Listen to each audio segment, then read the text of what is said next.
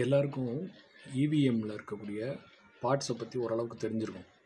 அதில் வந்து ஒன்று பேலட் யூனிட்னு ஒன்று இருக்கும், கண்ட்ரோல் யூனிட்னு ஒன்று இருக்கும், விவிபேட்டை பற்றி தெரியும். இந்த 3 யூனிட்டை பற்றி தான் பெரும்பாலும் எல்லாருக்கும் தெரியும். இது இல்லாமல் எஸ்எல்யூ அப்படின்னு சொல்லிட்டு சிம்பிள் லோடிங் யூனிட் அப்படின்னு ஒரு டிவைஸையும் யூஸ் பண்ணுறாங்க. இது போன எலெக்ஷன் 2024 எலெக்ஷனுக்கு அப்புறம் தான் இந்த யூனிட்டையும் சேர்த்து ஸ்ட்ராங் ரூமில் வைக்க ஆரம்பிச்சிருக்காங்க. அதுக்கு முன்னாடி எலெக்ஷன் வரைக்கும் அதை ஸ்டோர் பண்ணதே கிடையாது.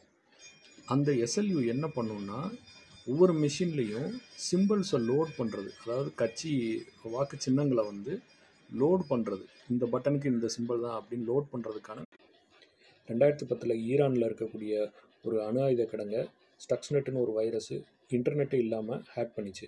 இதே மாதிரி கம்ப்யூட்டர்லேருந்து சிம்பிள்ஸை எஸ்எல்யூ மூலமாக இவிஎம்க்கு லோட் பண்ணும்போது வைரஸ் அட்டாக் பண்ணாதுன்னு